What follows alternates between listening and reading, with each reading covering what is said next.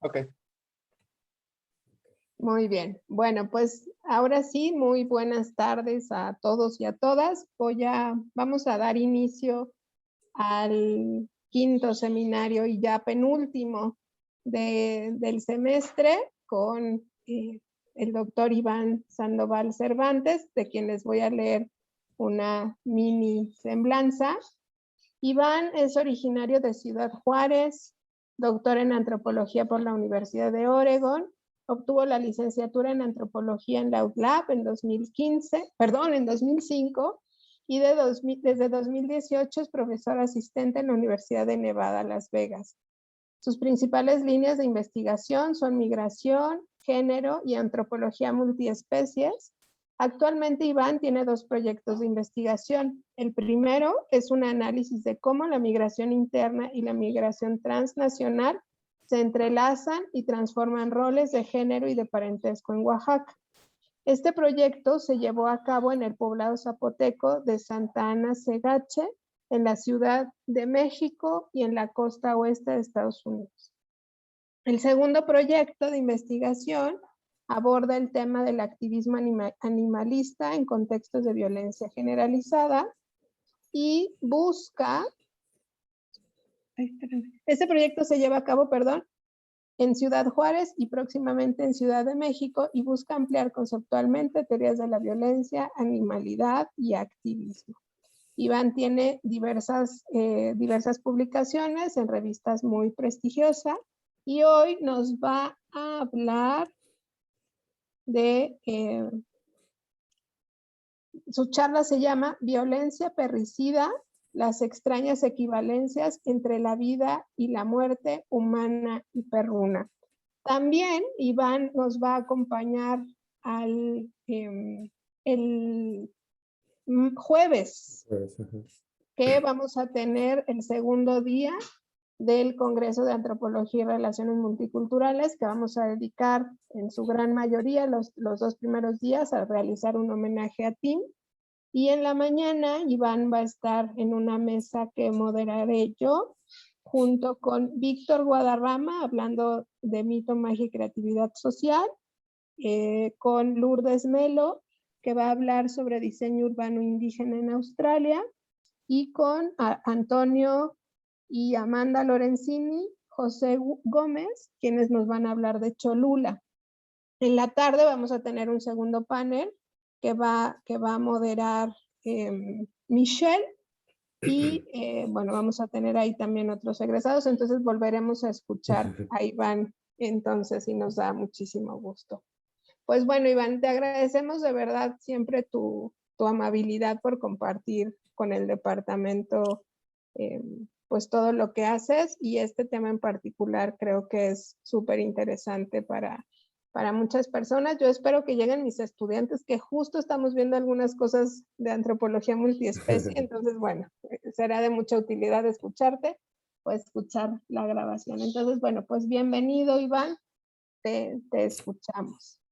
Pues muchas gracias por la invitación. Voy a leer un texto que, bueno, que primero quiero decir que me da mucho gusto poder presentar mi trabajo aquí. Me parece muy interesante. A veces entra en conflicto con cosas que yo tengo que hacer, pero es algo que he podido venir a algunas pláticas y siempre me gusta escuchar el trabajo que se hace en la UTLA y en general en los acercamientos diferentes a la antropología a nivel licenciatura entre México y Estados Unidos. Creo que también es bastante interesante. Y pues quiero agradecer a Laura y a Marta por la invitación y por el trabajo logístico, y también a todas las otras personas que están tras bambalina.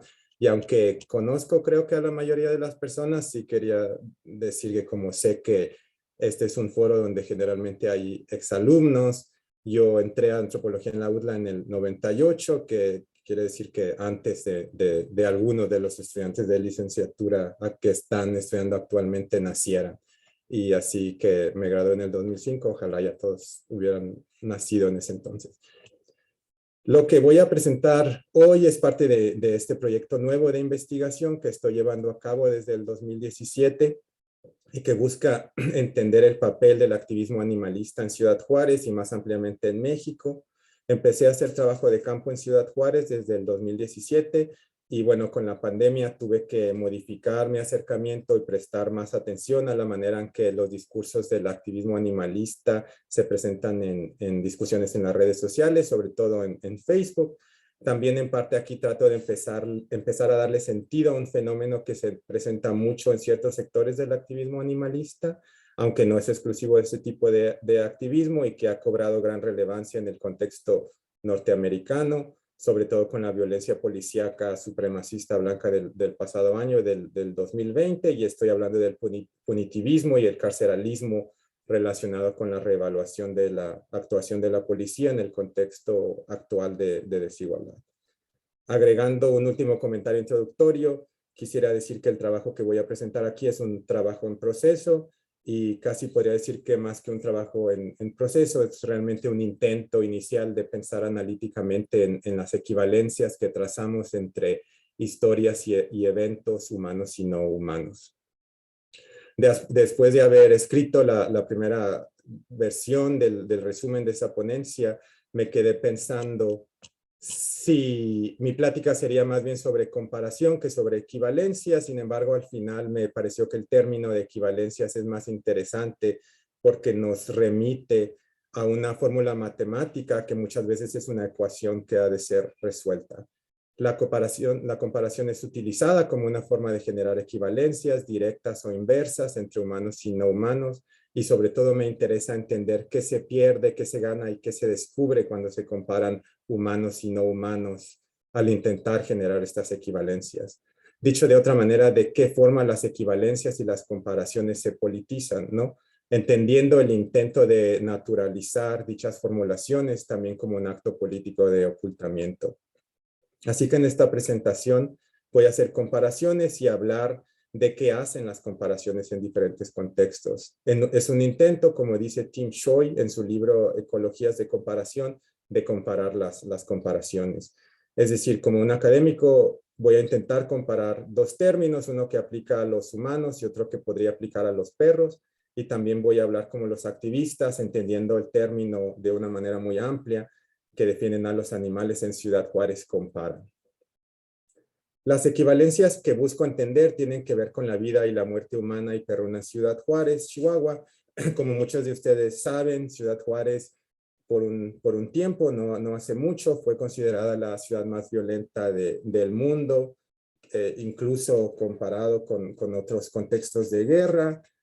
Esta violencia ha recibido diferentes análisis, ¿no? Pensando en la posición de Ciudad Juárez como una localidad fronteriza, donde se generó esta industrialización que tuvo que ver con maquiladoras, que generó migración, que generó mucho trabajo, sobre todo de mujeres, muy mal remunerado, y también llevó luego a este contexto de feminicidios conocido por casi todos y que ha recibido cobertura a nivel internacional. Y bueno, después del 2006 hubo esta violencia que surgió, que tenía que ver más bien con el crimen organizado y con las políticas del Estado mexicano en relación al crimen organizado, que generó una sociedad civil que estaba en contra de la militarización como solución al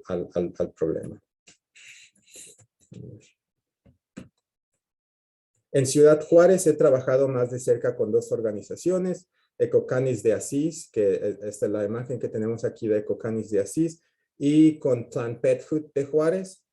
Y bueno, las dos organizaciones, hay muchas organizaciones animalistas en Juárez. La razón por la que me voy a enfocar en este ensayo en Ecocanis de Asís es porque esta es una organización que activamente busca judicializar los casos de abuso animal, mientras que otras organizaciones todas las organizaciones están enfocadas en controlar el número de perros callejeros por diferentes formas y también ponerlos en adopción, pero Ecocanis es una de las pocas, si no la única tal vez, que está activamente tratando de judicializar estos casos y de llevar casos a los juzgados para que se apliquen los castigos que dice la ley, ¿no? No están tratando de hacer nada que no esté en la ley. Así que mucho de mi trabajo de campo con Ecocanis de Asís tiene que ver con estar manejando por Ciudad Juárez, respondiendo a llamadas, yendo a casas, a veces rescatando perros que están encerrados en casas abandonadas, a veces yendo a la oficina estatal de derechos humanos a poner una denuncia contra personas que están amenazando a los activistas, a veces con ir a la Procuraduría a ver cómo va algún caso que se ha metido para que se procese. Entonces, mucho de mi trabajo de campo ha consistido en eso.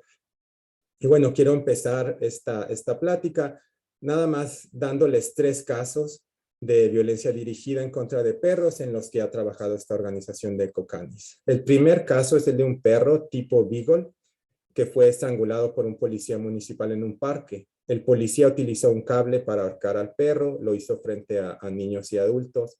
Todo esto sucedió en la colonia Satélite, que Alicia, la principal, la fundadora y digamos la presidenta de Ecocanis, Alicia describió esta colonia como ni pobre ni rica, con un área verde que ya muchos quisieran.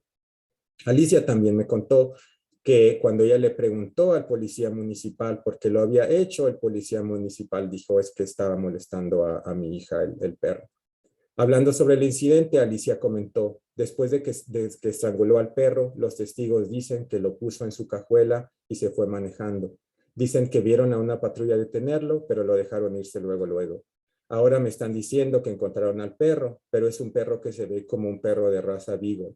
Hay muchos perros callejeros que se ven como esa raza. Están tratando de ocultar algo. Entonces aquí la idea de el perro, la importancia de tratar de encontrar al cuerpo de este perro o a este perro para comprobar qué fue lo que realmente pasó y la idea de que como es un perro tipo Beagle puede ser sustituido realmente, ¿no? Por cualquier otro perro que se parezca. El segundo caso, que es de la perrita que ven aquí, es el de Justicia. Justicia, que su nombre original era Tsunami, fue un policía también municipal, le disparó mientras estaba amarrada en su casa y mató a 4 de sus cachorros mientras Justicia estaba viendo.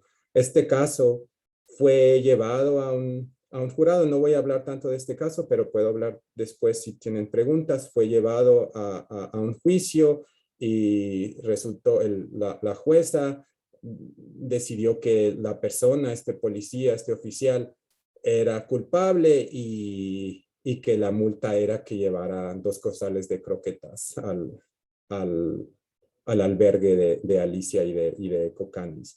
Después, cuando Alicia y Osvaldo, que vemos ahí, rescataron a Justicia, la rebautizaron como Justicia, pero su nombre original era Tsunami. El tercer caso, y creo que es un caso que tal vez es más significativo para este ensayo, es el de un perro llamado Juanito, que fue después clasificado o denominado el perro capado por un periódico amarillista de Ciudad Juárez. Es el caso de un perro que en teoría fue víctima de zoofilia y después fue castrado y después fue asesinado. Y Alicia estaba tratando de conseguir el cuerpo del perro para hacer la autopsia. Hizo la autopsia, pero como la autopsia no fue considerada imparcial, la Procuraduría desechó el caso y nunca se supo realmente qué pasó y muchas otras organizaciones acusaron a Alicia y a Ecocanis de estar tratando de beneficiarse económicamente de este caso, de un perro que tal vez ni siquiera existió, ¿no?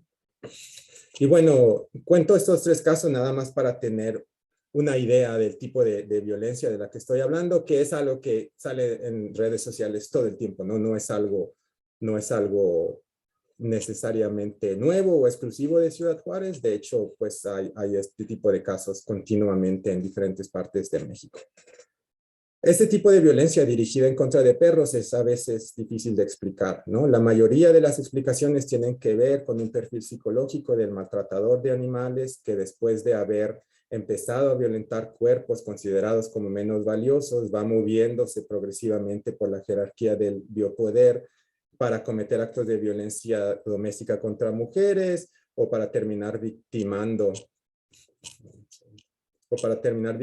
a multitudes en lugares públicos o como parte de su participación en economías ilícitas. Y esto es algo que se ve mucho cuando hay en Estados Unidos masacres en escuelas, ¿no? Generalmente ese es el perfil que se hace. Se ve que estos hombres jóvenes habían maltratado animales y de ahí ya se saca todo este diagnóstico, ¿no? Es decir, los hechos son reducidos a algún trastorno individual, son hechos aislados, difíciles de leer como conjunto. Sin embargo, estando en Ciudad Juárez, me fue difícil dejar de pensar en las semejanzas que dichos actos de violencia contra perros tienen con actos de violencia contra otros cuerpos humanos, los cuerpos de mujeres. Y siguiendo con esta comparación, planteo la pregunta que aparece en el libro La escritura en el cuerpo de las mujeres asesinadas en Ciudad Juárez, de Rita Segato. ¿Cómo darle inteligibilidad a esta cadena de hechos que parecen inorgánicos y episódicos? ¿Cómo comprender su racionalidad sin echar manos a formulismos vacíos? Porque, como yo planteo aquí, al igual que los crímenes contra mujeres en Ciudad Juárez, los actos violentos en contra de perros presentan como primer problema un problema de inteligibilidad. ¿Qué quieren decir? ¿Cómo podemos hablar de estos crímenes? Y sobre todo, ¿cómo podemos ir más allá de las explicaciones psicologistas, casi siempre sentenciadas post facto y que plantean al individuo desadaptado como el principio y el fin del problema? Por lo tanto, me interesa reflexionar en la violencia contra perros como un tipo de violencia estructural que no parte únicamente de la cultura, sino que se ve reflejada en la infraestructura de la ciudad y en la manera en que los cuerpos perrunos encajan en la economía del biopoder, entendido como la distribución de la vida y la muerte.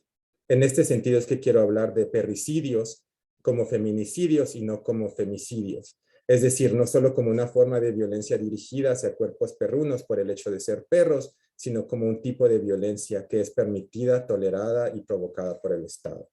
Tal vez la distinción entre feminicidio y femicidio parezca trivial, pero para mí ha cobrado importancia cuando traduzco el término del español al inglés y del inglés al español.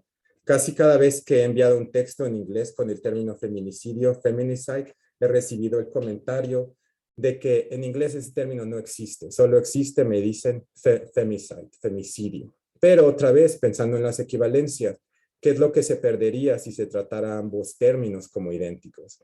Para mí se pierde el papel del Estado en esta violencia, ¿no? El cual era el sentido que Marcela Legarde quería darle al término feminicidio. Aunque el término femicidio sigue llamando la atención sobre la violencia de género, no enfatiza el papel del Estado como el término feminicidio lo hace. Entonces, al usar el término violencia perricida, yo quiero enfatizar el papel que el Estado tiene en la producción de esta violencia expresiva, es decir, un tipo de violencia que más que ser instrumental tiene la finalidad de expresar una forma de control absoluto de una voluntad sobre otra, en este caso la voluntad humana sobre la voluntad perruna no humana. Aunque no con las mismas palabras, me ha dado la impresión de que Alicia entiende la violencia contra los perros también como una violencia estructural y expresiva que se ve reflejada en la ciudad como un concepto abstracto y en Ciudad Juárez de manera específica. Un día, mientras daba un discurso a unos preparatorianos que querían hacer el servicio social en Ecocanis, Alicia echó mano de una comparación. La ciudad, dijo, es antinatural para perros y por eso los perros a veces desarrollan comportamientos sociales, porque son lobos viviendo en la ciudad. Esta comparación en donde Alicia realiza la equivalencia entre perros y lobos para señalar que la ciudad como concepto es un lugar donde los perros no pueden lograr su potencial social, los limita. En otra ocasión, a ver si funciona. Déjame. En otra ocasión, manejábamos por la colonia Los Parajes de Oriente, cerca de la orilla de la ciudad, mientras atravesábamos un pedazo de terracería muy largo con una infinidad de llantas, muebles, sillones, basura de todo tipo. Pasamos al lado de una gallina roja muerta. Nadie dijo nada. Al regresar, Osvaldo, en ese entonces la persona de más confianza de Alicia, dijo, ¿viste la gallina muerta? Alicia afirmó con un movimiento de la cabeza para luego decir, ¿cuántos perros muertos no estarán aquí? Es un cementerio de perros. Esta comparación entre un terreno baldío y un cementerio era una comparación más específica, más local, que hablaba sobre Ciudad Juárez y que me hizo pensar en las fosas clandestinas de cuerpos humanos que han sido encontradas alrededor y al interior de la ciudad, comenzando con el infame caso del campo algodonero descubierto en el 2001. Para Alicia, la conexión entre violencia de género y violencia contra perros es obvia, y también lo es la forma en que las autoridades y las cortes tratan con estos casos. Los procesos se alentan, se ensucian, los testigos desaparecen, no cambian de opinión, en fin, la corrupción y la impunidad reinan. Además, en el caso de los procesos en contra de gente que abusa de perros, hay un elemento agregado, el de autoridades que no consideran que atender estos casos sea muy urgente o productivo. Esto se ve ejemplificado en una anécdota de Alicia, cuando el abogado que le fue asignado le dijo, a mí no me importan los animales, a mí me importan las personas. Alicia le contestó, pues a mí me importa que se cumpla la ley. Esto también se ve ejemplificado en la pregunta retórica de que los activistas animalistas continuamente escuchan y que es una comparación en sí misma. ¿Por qué le dan tanta importancia a los animales cuando hay tantos seres humanos sufriendo? Esta pregunta también adquiere otra forma. ¿Crees que van a condenar a alguien por maltrato animal cuando no pueden condenar a un violador? Para muchos animalistas, sin embargo, esta fórmula para restar importancia a su labor está equivocada. Blanca, de Ciudad Juárez, trabajadora de Maquila y que era miembro de Cocanis, opina que esta es la manera incorrecta de pensar en la relación entre violencia y justicia. En una ocasión me dijo, si no logran condenar a una persona que maltrató a un animal inocente, ¿a quién van a condenar? Desde su perspectiva, los animales son naturalmente inocentes y no pueden tener ningún motivo para atacar a personas, excepto como autodefensa. De esta manera, las excusas que se utilizan cuando se culpa a las víctimas, por ejemplo, en casos de violencia de género y de violencia relacionada al crimen organizado, con la frase seguro en algo andaba, no se pueden aplicar a animales. La respuesta de Blanca es significativa porque abre el camino a una comparación que es usada continuamente por los animalistas en Ciudad Juárez y en otras partes de México también. La idea de que en realidad los animales son la máxima expresión de la humanidad porque son la negación de la misma. Por ejemplo, en esta imagen los perros quedan como moralmente virtuosos precisamente porque no son humanos, ¿no? Y aquí pueden leer la imagen en donde, digo, nada más ahí para pensar en otras cosas, incluyen, no abortan, ¿no? Como también una muestra de virtuosismo moral. De algunas maneras, el llamado a la acción del activismo animalista, al menos en Ciudad Juárez, tiene que ver con la forma en que los animalistas emplean esta comparación y esta extraña equivalencia inversa entre humanos y animales. Los animales son todo lo bueno que los humanos podrían ser, son más humanos que los humanos, precisamente porque no son humanos. De igual manera, y echando mano de una comparación académica, el llamado a la acción por algunos movimientos de las madres de víctimas de feminicidios y de personas desaparecidas también utilizan una comparación que emplea el parentesco. Imagina que fuera tu hijo, tu hija, tu hermano, tu hermana. En ambos casos, la comparación busca tener el efecto de generar una sensación de cercanía. En el caso de los animalistas, esto resulta en una especie de negación que acerca a los animales a una humanidad idealizada. En el caso de las movilizaciones en contra de la desaparición forzada, es una ecuación no resuelta, una incógnita. ¿Qué harías tú si fuera tu pariente? Otro de los recursos comparativos que se emplean para resaltar la manera en que las vidas animales y humanas están superpuestas es el de pensar en el maltrato animal como antesala de otras formas de violencia. Otros académicos mexicanos, como Ana Cristina Ramírez, señalan lo problemática que puede ser este vínculo. Y sin entrar en detalles, me gustaría señalar que este vínculo también es una equivalencia que se desplaza en el tiempo. Un animal no humano violentado puede ser sustituido por un animal humano en el futuro, ¿no? Uno de los problemas que yo encuentro en este vínculo explicativo es que otra vez individualiza y también de alguna manera normaliza la violencia contra animales en ciertas etapas de la vida. Y aquí podemos ver ciertos datos que como no hay ninguna fuente, aunque sí hay esa relación, pero aquí se señala explícitamente como si nosotros perdonamos a alguien que está violentando a un animal, eso significa que tal vez nosotros seremos su próxima víctima, ¿no? Y en otro cartel de Cocanis que tenían en su albergue decía, puedes seguir tú, ¿no? Si violentan a un animal, ¿quién sabe que tú no vas a, cómo puedes tú saber que tú no vas a ser su próxima víctima, ¿no? Ya que entraron en este ciclo. Esto ignora el papel que la violencia contra animales es una violencia expresiva que emerge de una estructura simbólica que, diría Rita Segato, organiza nuestros actos y nuestras fantasías y les confiere inteligibilidad. La violencia perricida, la muerte y el sufrimiento de estos perros a manos de humanos no es una muerte utilitaria, sino una representación del drama de la dominación. Es una muerte expresiva que habla de manera específica sobre Ciudad Juárez, pero que también habla sobre las relaciones jerárquicas de dominación de ciertos cuerpos, dominación producida o por lo menos tolerada por el Estado. No sé cómo voy de tiempo, pero tal vez me fui un poco rápido. Antes de terminar, quisiera hablar un poco sobre la diversidad de formas que toman estas comparaciones y estas equivalencias. Algunas pueden resultarnos graciosas o triviales, ¿no? Como por ejemplo, los múltiples casos de animales no humanos que de vez en vez aparecen como candidatos. Aquí la imagen que ven a su izquierda, eso es reciente.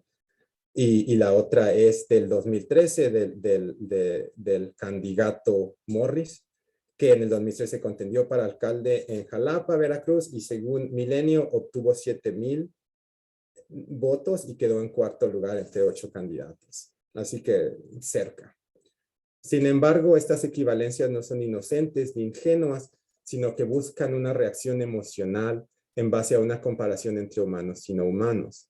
A veces estas comparaciones se basan en la forma en que la violencia se convierte en una relación y de esa manera se vuelve posible comparar la proporcionalidad y el castigo. En ese sentido, estas comparaciones y ecuaciones están continuamente reformulando los límites entre lo humano y lo no humano, entre el humanismo y el animalismo. Y ahora tengo una serie de imágenes en donde se ve como en las redes sociales organizaciones animalistas usan de una forma muy intencional y muy consciente, diría yo, usan esta comparación, ¿no?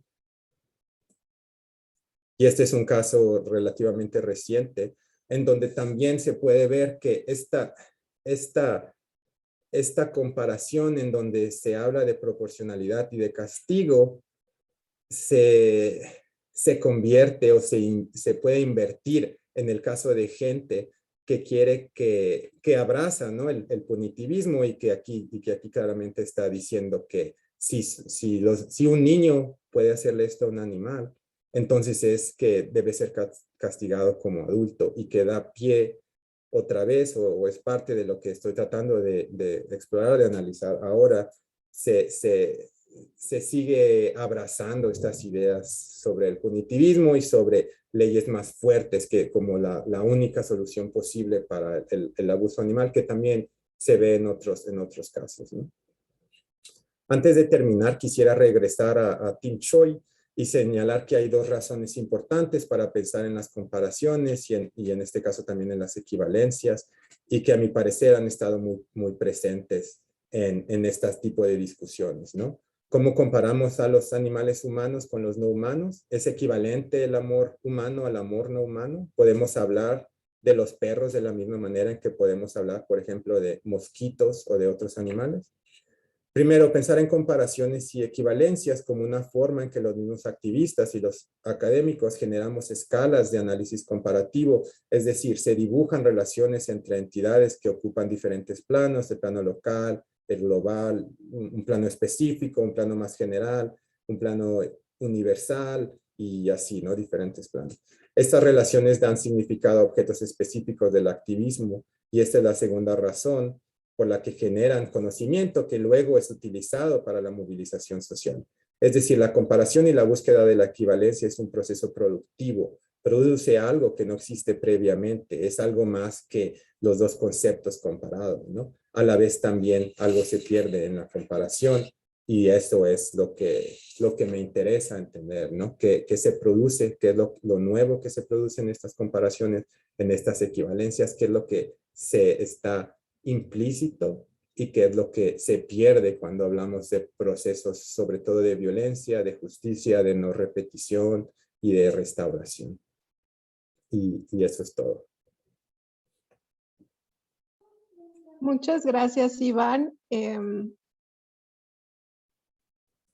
Vamos a ver ahorita si hay respuestas, preguntas. Y bueno, voy a empezar yo en lo que se anima, ¿no? Voy a tener aquí tantito mi cámara apagada porque no puedo, ni con pues un problema. Pero fíjate que a mí como que me interpela mucho, ¿no? El tema de los perros. Durante mucho tiempo, pues, realicé diversos actos de rescate de perros, ¿no? Tuve 3, y bueno, ha sido como, pues ahí parte de mi historia personal.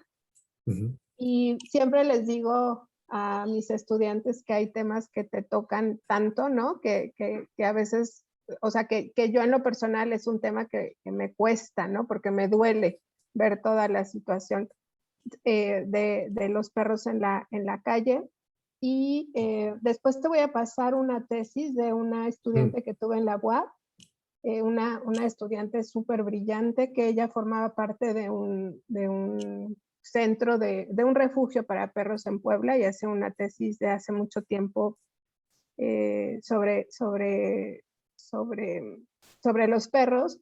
Y justo ahora que te escuchaba, pensaba mucho obviamente en el manifiesto de las especies de compañía de Haraway, ¿no?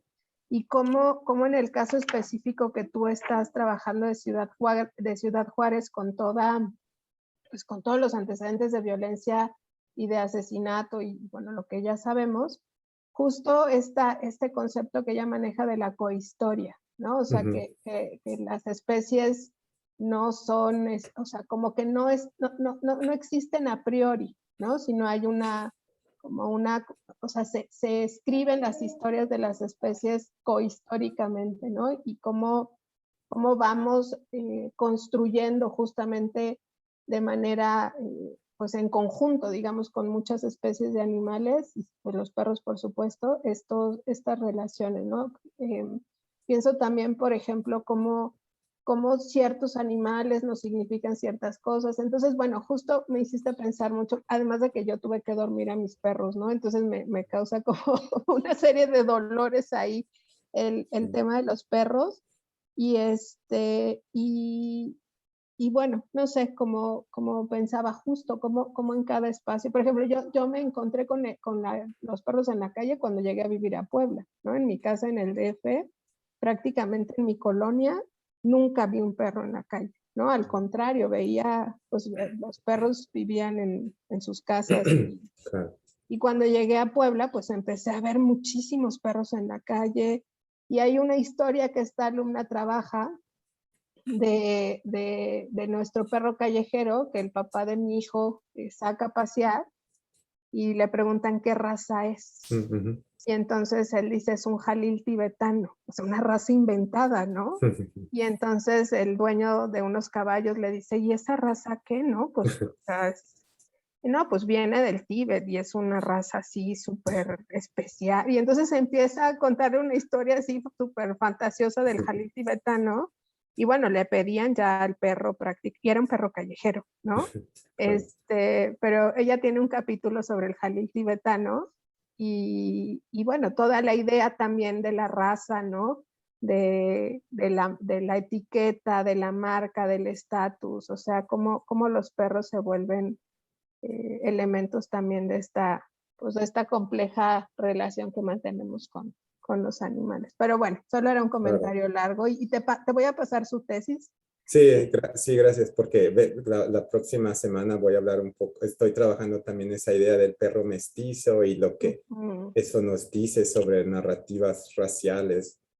Pues te va a encantar su capítulo sobre el jalil tibetano, porque bueno, y es todo un rollo sobre que un perro pasa de ser un perro callejero, ¿no? A volverse, y bueno, él le cuenta cómo llega, ¿no? O sea, en toda una historia súper fantasiosa, y que solo hay 10 en el mundo, y entonces, bueno, él se vuelve un objeto de deseo, el jalil tibetano, y interesante cómo se procesa la idea de de raza, ¿no? Claro, sí. Em, Y no sé si puedo responder un poco. claro.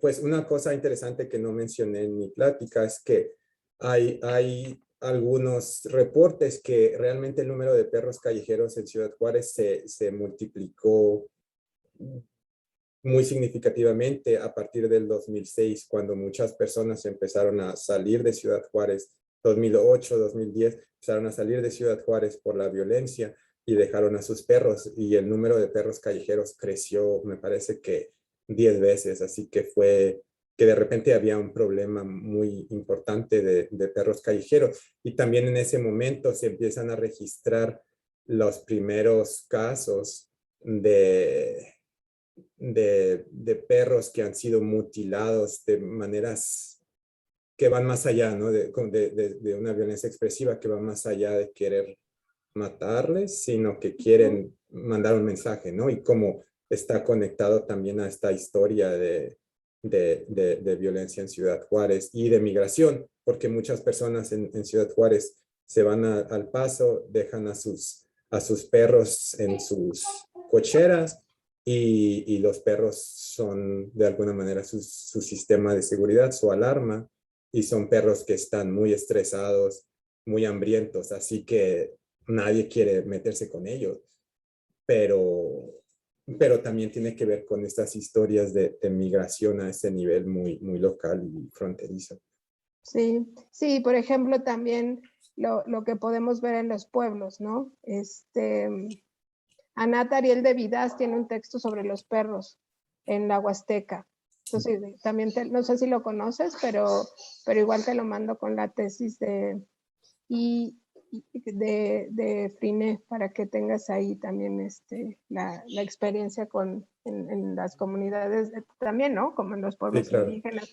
Ahí lo que hemos visto también, por ejemplo, en Xaritzintla y en la zona Nahua es que al perderse la idea de que los perros son psicopompos, ¿no? O sea que pues entonces empiezan a ser el escalón más bajo, ¿no? De una serie de procesos de violencia súper fuertes, ¿no? Perros macheteados, quemados, y bueno, ahí un poco el vínculo que se ha perdido es el de la idea de que serán ellos quienes te ayuden en el proceso de muerte, ¿no? Entonces, Claro. bueno, complicado. Bueno, no sé si alguien tiene una pregunta. Martín, Alison, Andrea, Juan, Maya, Sergio, Sofía. Comentarios, pensamientos.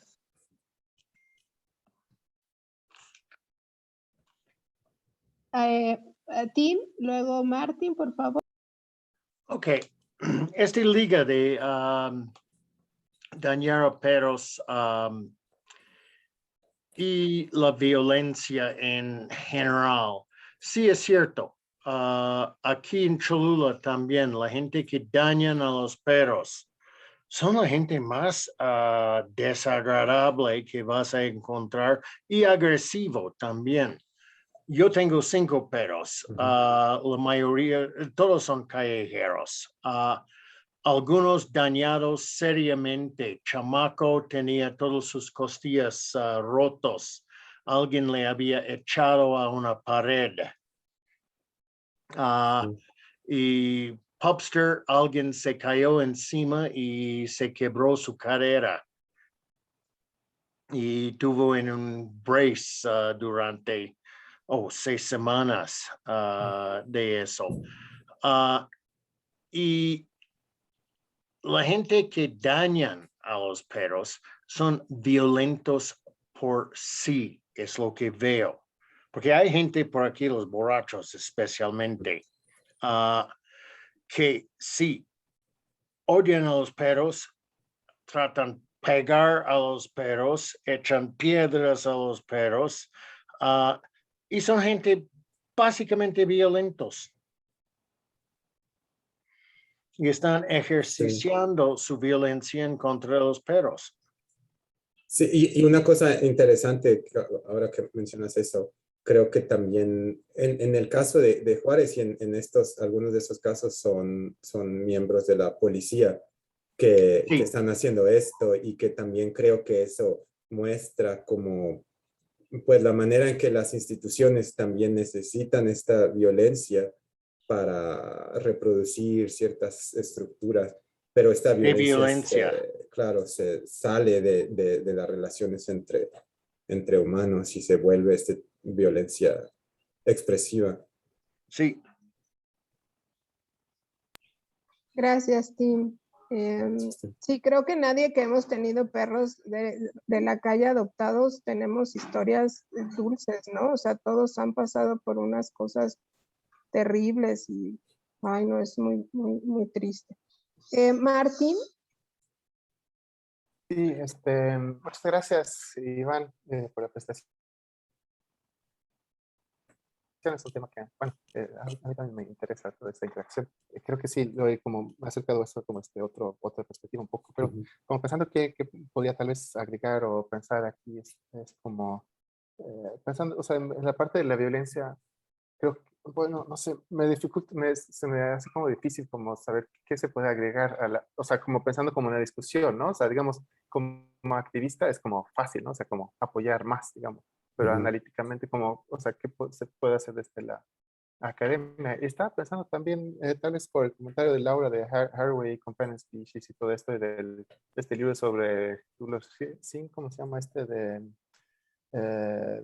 Staying with the Trouble, que es como de hacer alianzas y así, ¿no? Tal vez valdría la pena como pensar más como en las estrategias también de generar cuidados y generar empatía, que supongo que puedes encontrar en estas organizaciones. Y tal vez como, Claro.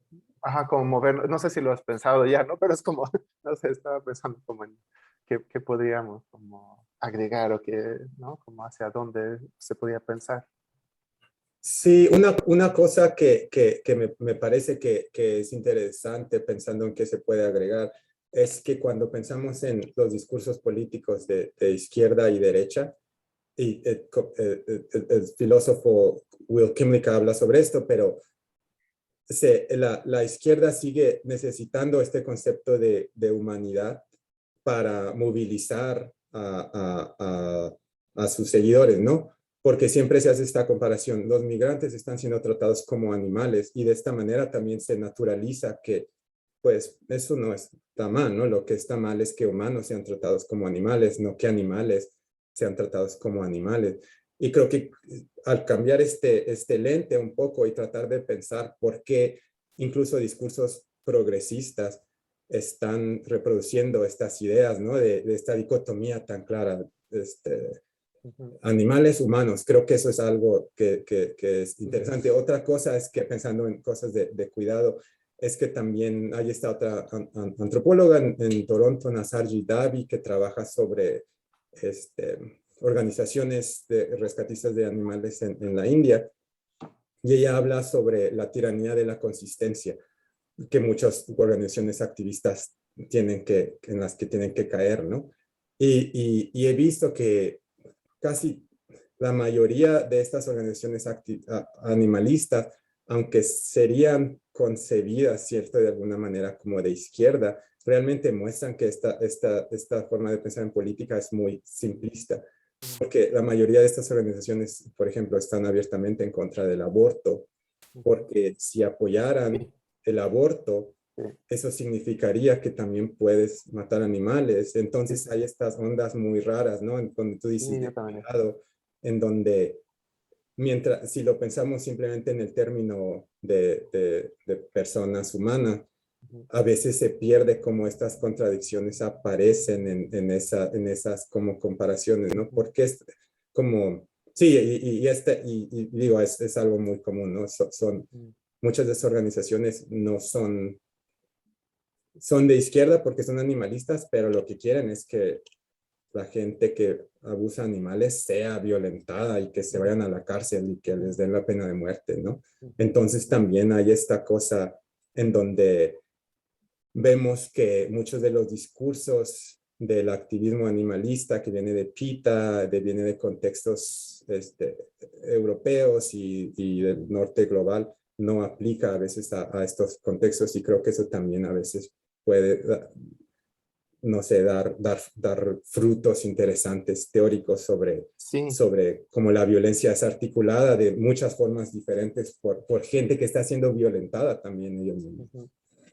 Sí, nada más voy a agregar unas cosas. Veo que hay otra persona que quiere hablar, pero nada más, Ian Harvey también habla de esa como idealización de los perros. O sea, es una relación para los que tenemos perros. No siempre hacen cosas agradables, ¿no? O sea, sí es una relación que a veces es un poco complicada, ¿no? O sea, pero sí, Claro. aquí, como estás poniendo acá, ¿no? Todo. No hacen esto, son nuestros ángeles. Bueno, no sé si están hablando de mi perrito, pero o sea, yo lo quiero, pero no siempre, Claro. ¿sí? Digamos, bueno. Pero gracias, sí, es algo que tal vez está bien pensar más en cuidados para balancear un poco esa narrativa. Gracias, Martín. Y ahora Maya tiene una pregunta o un comentario.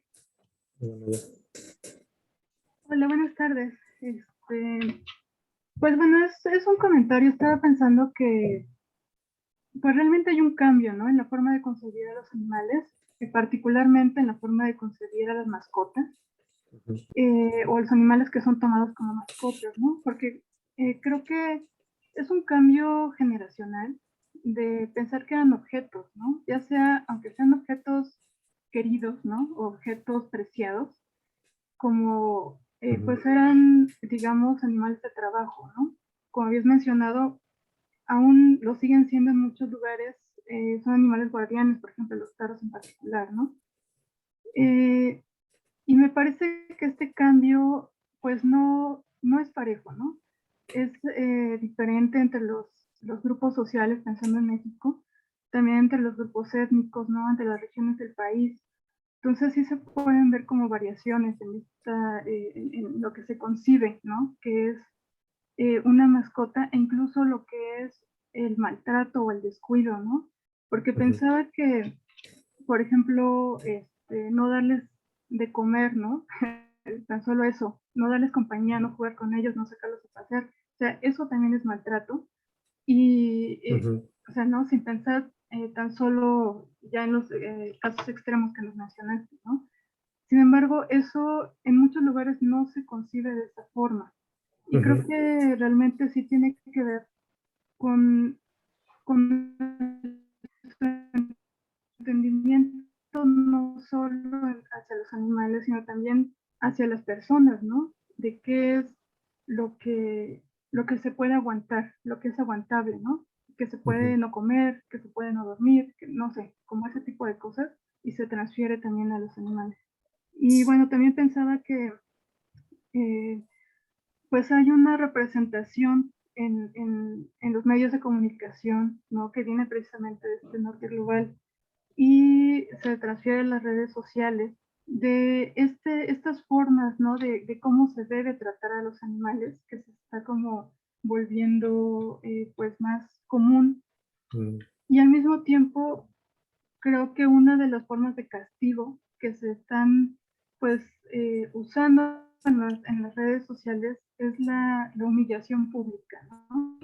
Cuando salen este tipo de casos, ay, no sé si me congelé, cuando salen este tipo de casos pues tremendos, muchas veces, ¿no? Se pone la foto de la persona en las noticias o en los posts de las redes sociales y pues un montón de comentarios, ¿no? Entonces, bueno, por ahí era eso de lo que quería decir. Gracias, Maya, y un gusto saludarte. Quería, bueno, pensando en tu comentario, que creo que tiene muchas partes, sí quiero decir que creo que también en comunidades rurales e indígenas, por la influencia de la migración, está habiendo una transformación en cómo se relacionan con los perros, ¿no? Porque, por ejemplo, cuando yo estaba haciendo trabajo de campo en Oaxaca, había un perro, el perro de la casa, que entraba y salía como quería, que no podía entrar a la casa, y luego regresó el hijo del señor con el que me quedaba de California y traía a su perrito, que era como un Bichon chiquito, y ese perro sí se podía subir a los sillones, ¿no? Entonces había como esta idea de que hay un perro que es el de la casa, ¿no? El rudo, pero que a la vez es sustituible porque nada más va a llegar otro perro. Si ese perro se va, pues llega otro perro, pues no importa.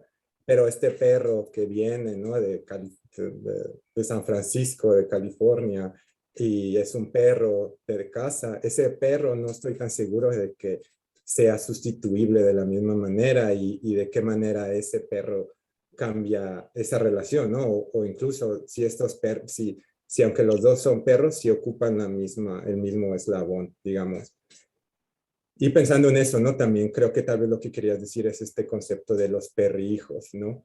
Cómo se ha cambiado y se ha usado este concepto que sí viene del norte global, que habla específicamente sobre una clase media que tiene acceso a ciertas cosas y que en muchos casos en el norte global la gente está diciendo no tener hijos, tener perrijos, ¿no?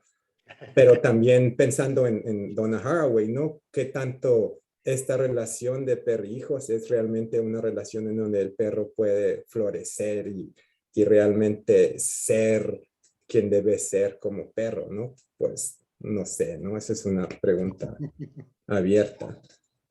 Así que sí, gracias Maya por esos comentarios.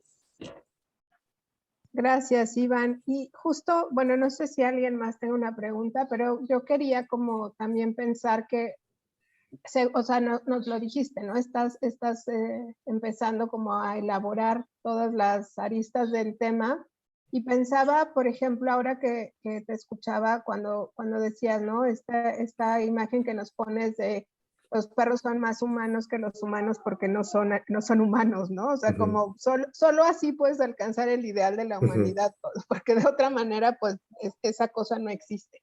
Claro. Y fíjate que creo que una categoría ahí que no hay que dar por sentada es esa, justo la de lo humano. Tenemos ahí un borrador de un texto que queremos hacer sobre los perros en la Sierra Negra y una de las cosas que es muy importante, por ejemplo, que distinguen la relación entre perros y gatos con respecto a las familias y otros animales es el concepto de trabajo. El perro es un animal que trabaja y justo por ahí va la idea del texto. Es en la mitología pues indígena en realidad, ¿no? Como hay muchos lugares donde la humanidad deviene de los perros. Entonces, el momento como hito del mito es hacer tortillas, tal, ¿no? Entonces, hay toda una conceptualización del trabajo de los perros, el trabajo de cuidar la casa, ¿no? El trabajo de cazar. Hay muchos datos, cazar con Z, ¿no? Hay muchos datos de que el único animal que puede comer parte del venado cazado son los perros que lo cazaron, ¿no? Y luego hay toda una idea sobre que son, por ejemplo, yo trabajé con un curandero que era así un cazador en la sierra brutal, ¿no? Y tenía de los mejores perros de caza de la zona, ¿no? Y su perro era amarillito, ¿no? Güero, y su perrita era también güera. Y entonces eran la chinola y el cristiano, ¿no? La mestiza y el mestizo. Y siempre buscan nombrarlos de manera que remitan esa alteridad, ¿no? Como el otro. Y en el caso de los gatos, ellos tienen un trabajo más doméstico, ¿no? O sea, los perros salen de la casa, buscan, ¿no? Trabajan fuera de la casa, entran poco. Y los gatos tienen una función también de cazar, ¿no? Sobre todo roedores. Y se les alimenta preferentemente con croquetas para que se amesticen, comida de la ciudad. Tengo un pedacito en mi tesis de doctorado que hablo sobre eso, cómo las mestizas con la migración, cómo las mujeres nahuas con la migración se hacen doblemente shinolas, shishinola, usan o sea, duplican, ¿no? Que son muy, muy shinolas, muy mestizas, y de las cosas que deben llevar al pueblo es croquetas de gato, para que el gato coma y sepa cazar, ¿no? Y eso con el perro, por supuesto, no se hace. Y Y entonces hay todo, o sea, como justo de lo que queremos hablar ahí es de cómo el trabajo es una categoría que configura o sea, este tipo de relación que se establece muy en lo ideal ya en la sierra, ¿no? Ujú. Con estos animales, ¿no? Perros, gatos, sobre todo. También se ve mucho con los cerdos, por ejemplo, ¿no? Los cerdos, cómo se alimentan, de qué se alimentan. Y ahí hay una cosa súper interesante de quiénes comen maíz y quiénes no. Ujú. El perro es el único animal al que se le da de comer maíz semicocido, ¿no? Les hacen como unas gorditas de maíz que medio les cuecen, pero ningún otro animal come Claro. tortilla o algo cercano a la tortilla, ¿no? El cerdo lo come comida podrida, maíz crudo, ¿no? Masa, etcétera, pero el perro tiene una serie de atributos y no es porque lo aprecien como mascota, Ujú. ¿no? Es porque es parte del cosmograma, ¿no? O sea, Claro. cumple Sí, una sí. función y se nota mucho en los nombres que les ponen, en los alimentos que les dan y en las funciones que para trabajar les son asignadas. Entonces ahí pensaba justo, ¿no? Como que quizá algo que sería interesante con las personas que trabajas es que te cuenten un poco qué es lo humano, ¿no? O sea, cómo están pensando este ideal para que justamente o sea, como tener una referencia ahí, porque en el caso de los nahuas y de las nahuas es muy Ujú. claro que lo humano se define por lo que comes y Claro. por el trabajo, entre otras cosas, ¿no? Claro, no, y ese sí es un comentario que, digo, para empezar, me parece fascinante ese ensayo y me encantaría leerlo cuando esté listo. Hay que hacer un Pero, libro sobre los perros, Iván, entre el departamento y todo el mundo, y ya tenemos es lo que nos ¿verdad? falta hacer con egresados, libros, Y sí, y otra cosa es que desde que yo trabajo este tema, toda la gente tiene datos. un comentario que quiere que analice y yo, pues la verdad no sé, ¿no? Yo nada más trabajo en Ciudad Juárez, pero Sí, pero está padrísimo el tema. sí, y creo que sí da para mucho también pensar en eso, porque ahora que mencionas lo de trabajo, por ejemplo, en Ciudad Juárez, y esto es algo global, ¿no? La idea en Ciudad Juárez es una ciudad moderna que nunca ha sido modernizada, ¿no? No para fusilarme la frase de nadie, pero, pero, pero todavía hay muchas calles que no están pavimentadas y se usan muchos burros y caballos para transportar fierro viejo y todo esto. Y esos son animales que trabajan, ¿no? Ujú. Pero estas organizaciones animalistas están muy metidas en tratar de reducir esto y también ya se vuelve una cuestión de clase, ¿no? En donde se complica mucho ese discurso más allá de los perros, porque los perros en la ciudad pues son vistos como no trabajan, excepto, bueno, perros de pelea, que no me he metido en ese mundo tal vez por razones obvias, pero, pero sí parecería que que los animales en la ciudad se dejan de ser objetos para regresar al comentario de Maya y se vuelven personas no humanas en base a qué tan poco trabajo se les obliga a hacer, ¿no? Los Ujú. gatos sí sería algo interesante porque los gatos se sigue viendo como siguen trabajando, ¿no? Es parte de su naturaleza y se acepta esa naturaleza. Sí, bueno, hay otra pregunta, o dos más, una de Alison y una de Martín, entonces, pero voy a organizar ese libro, vas a ver. Órale, sí, yo me apunto. Sí, yo creo que este comentario de Laura también me hizo recordar un número que salió hace un par de años ya sobre como, bueno, diferentes tipos de especies, ¿no? Y o sea, eso de casos, o sea, bueno, en lugar del perro, pero también en relación a otras especies, de qué Ujú, especies sí se pueden matar y cuáles no, y claro. todo eso es como que forma parte de una ecología ahí también, ¿no? También te quería preguntar, algo sobre la violencia contra los perros. O sea, ¿tú has visto alguna distinción? O sea, estos perros, todos los que has visto han sido como callejeros o son como es por parte de los dueños o como que estatus tienen, ¿no? Esos perros, porque también salió esta cuestión de clase, ¿no? Y como que los perros ahí también se ven inmersos en un universo marcado por clases, no sé. Sí, pues mucho, es que sí, es una situación muy compleja y Ecocanis continuamente quieren tratar de decir que no es una cuestión de clase, ¿no? Que incluso profesores, licenciados caen en estos actos, ¿no?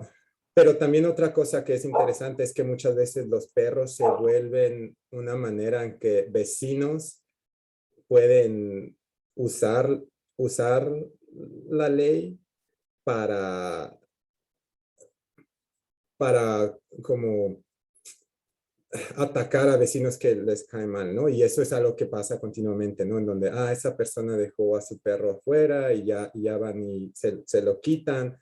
Y sobre todo con la perrera, que la perrera, los antirrábicos son considerados como mataperros, ¿no? En muchas partes de México. Así que también los perros se vuelven un poco como carne de cañón, en el sentido que los vecinos los usan para tomar parte de conflictos vecinales. La mayoría muchos de estos casos de perros, sino como lo que yo he visto, sí son perros callejeros y muchos son perros que son violentados también por sus dueños.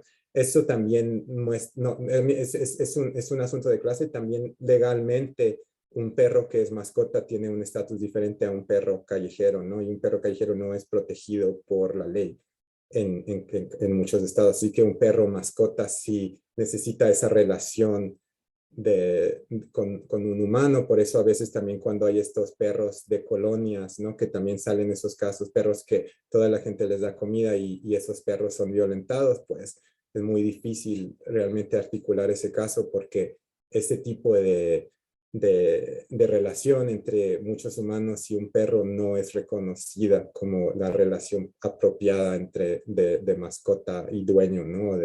O guardián, como algunos preferirían llamarle. Pero bueno, en ese sentido, yo todavía no, como todavía estoy viendo esas diferencias de clase, creo que también hay otras aristas, ¿no? Que tienen que ver también con, por ejemplo, ciertos animales como leones, ¿no? Que continuamente, por alguna razón, aparecen en la Ciudad de México, en Coazas, en Iztapalapa, ¿no? Hace poco apareció un cuerpo de un león cubierto en cal, ¿no? Y que también hablan un poco digo, ¿quién puede comprar un león, no? No creo que sean muy baratos, honestamente, pero también hablan sobre nada más pues en general la basurización de estos cuerpos, ¿no? Como estos cuerpos son fácilmente basurizables, no solo de perros, sino de otros animales en las condiciones correctas. Pero sí, esa pregunta de clase es algo en lo que estoy pensando y que he hablado un poco en otros contextos con los perrincuentes de Iztapalapa del 2014, 2013, ¿no? Como estos perros pasaron de Iztapalapa, fueron adoptados por gente de clase media y los perros sí se volvieron socialmente móviles, ¿no? Porque pasaron de ser perros callejeros en Iztapalapa a ser perritos en la Roma, ¿no? Y entonces, la gente, los malos dueños de Iztapalapa, ellos pues se quedan igual, pero los perros pueden como trascender estas fronteras de movilidad, no solo social, sino también física, ¿no? Ir de Iztapalapa, del Cerro de la Estrella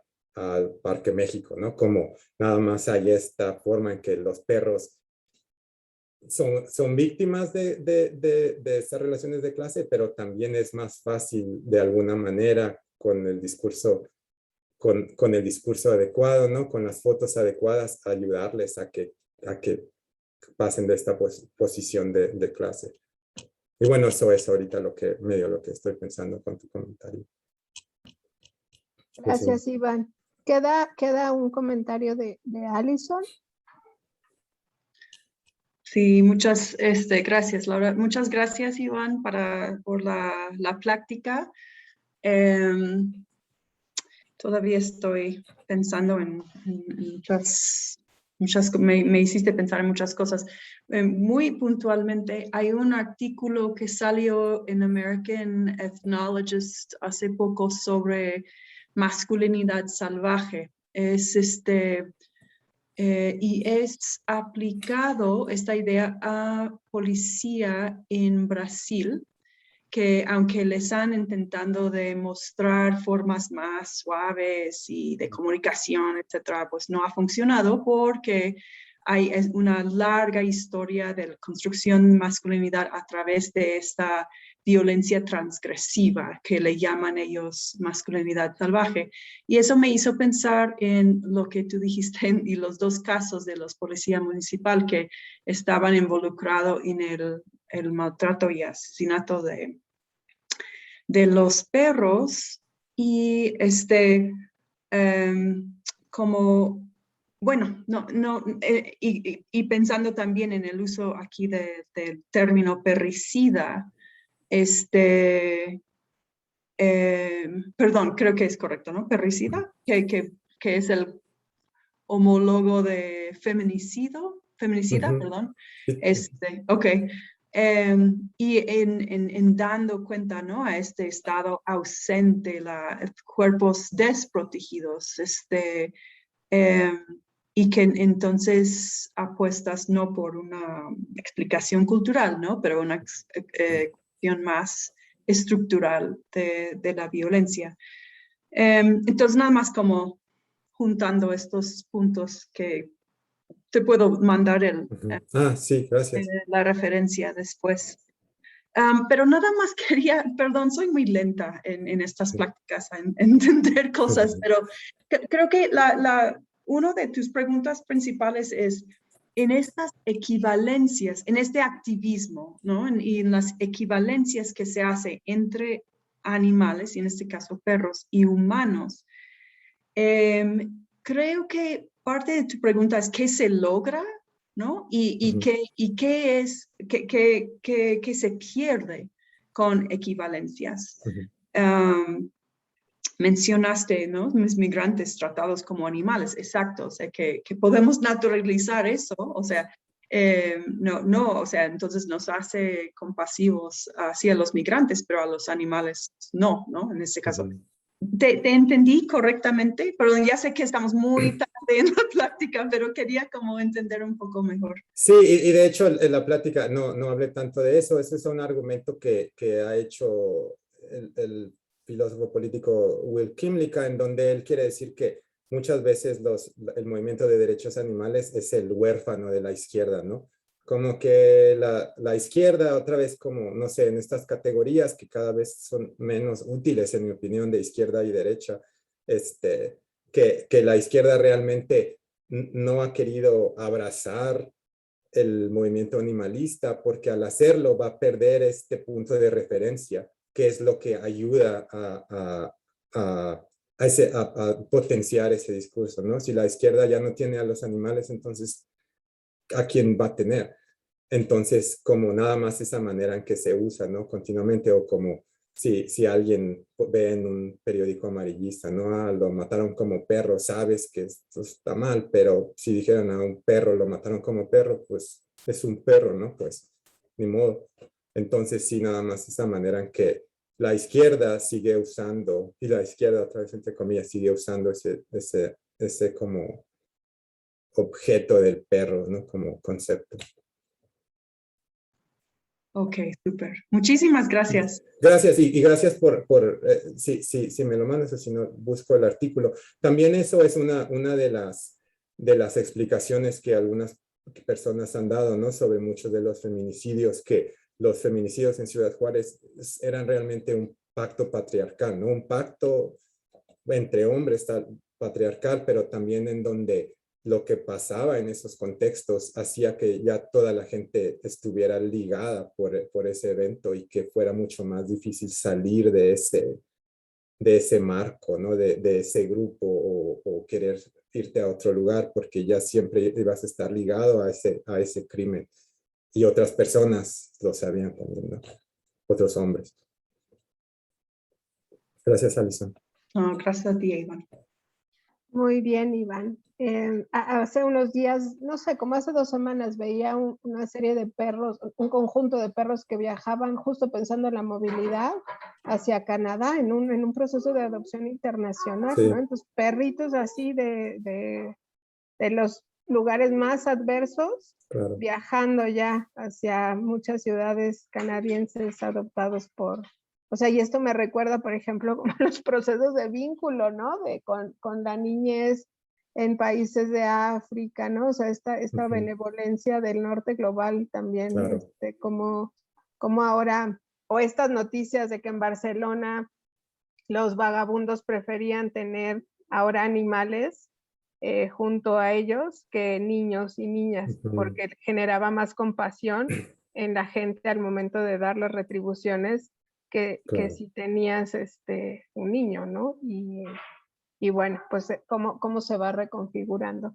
Sí. Ya te mandé también, Iván, las 2 tesis de esta Ah, alumna gracias. para Muchísimas gracias. que una estudiante súper brillante, escribió de eso hace varios años ya, pero tenía mucha experiencia en refugios, entonces creo que ahí vas a encontrar algo. Y Ok, no sé gracias. si alguien más quiera, o tú hacer un comentario final, Iván. Pues tal vez relacionado con esto de la movilización de cómo los perros migran, ¿no? Porque sí, en Juárez, esta organización de Planned Parenthood, ¿no? Que también es interesante el nombre, ¿no? Porque también está conectado a toda una historia, digo, ahora tal vez más de derechos de mujeres, pero antes a una historia ¿cómo se dice? Eugenics, ¿no? En Estados Unidos. Y muchas de estas, y una vez iba con ellas en el carro, en una colonia pues bastante pobre, bastante marginalizada, y uno de los comentarios que salió es, esta gente no debería tener perros, ¿no? Entonces, como también otra vez estos perros que son rescatados de estas colonias y que luego se vuelve un asunto de marketing de la foto del antes y el después. La foto del antes, el perro desnutrido en Juárez, la foto del después, el perro con nombre, con un moñito, ¿no? Con un gorrito, que ya vive en Salt Lake City, en Utah, y puede ir a caminar al bosque, ¿no?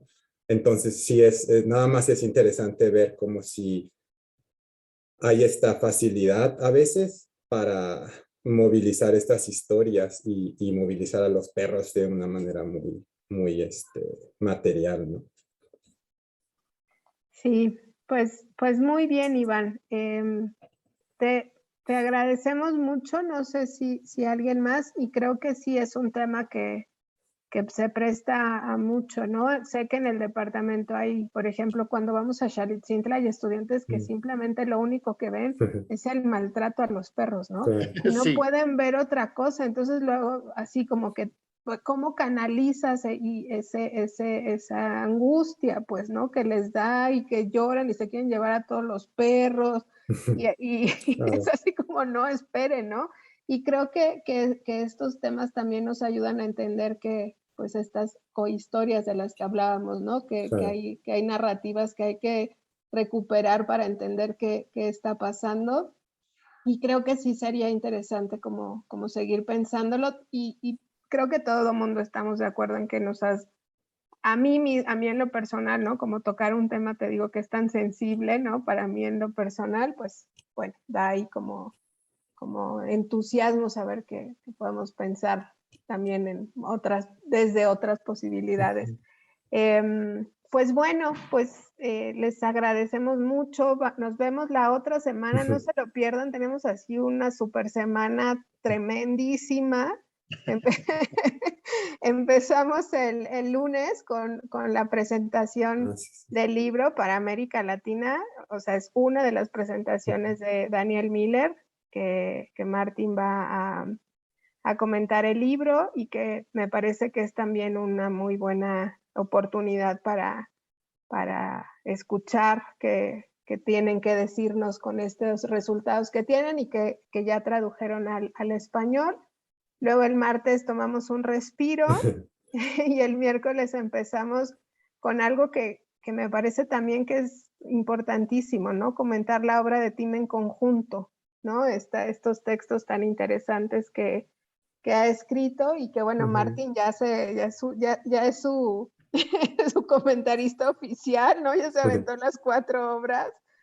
Y bueno, las va a comentar y ya les conté, el jueves tenemos los 2 conversatorios, ahí tenemos un par de sorpresas para ti, que no les voy a adelantar. Y luego el viernes, pues ya como de cierre, vamos a tener a 4 egresadas de Relaciones Multiculturales para conversar con Alison, ¿no? Que va a ser quien va a moderar. Y el último Itacate será en 2 semanas, creo. Ahorita no tengo la fecha, pero bueno, ya les invitamos al cierre y ya platicaremos también de la modalidad que tendremos que usar para el Itacate en primavera, ¿no? Creo que algo que no hemos hecho es recuperar toda la bibliografía que ha salido en los seminarios, ¿no? Todo el mundo ha dado súper interesantes referencias y bueno, creo que es algo que podríamos hacer. Y pues nada más recordarles que nos acompañen la otra semana, que se conecten y que si hay por ahí egresados y egresadas que aún no se vinculan, pues que les inviten, ¿no? Nos hacen mucho bien. Entonces, pues muchas gracias, Iván, gracias a todas las personas que estuvieron y de verdad hay que impulsar ese libro, Iván. Yo creo que es un gran tema y creo que a la universidad le encantaría publicar un libro con egresados y profesores y o sea, creo que sería una muy interesante propuesta. Muy bien. Entonces, bueno, pues Perfecto. que tengan buena tarde y... Excelente, Iván. Muchas gracias por todos los comentarios y las preguntas. Todo me hizo pensar mucho, así que le agradezco mucho su atención y su tiempo. Muy No, al gracias, Iván. contrario. excelente. Pues Chao. muchas gracias. Ay, nos vemos la Bye. semana que entra. Hasta luego. Adiós. Nos vemos, Ay, Los Iván. perros. Adiós a los perros. Bye, gracias. Bye, Leo, gracias. por los Para ellos, saludos. Adiós. Bye, saludos.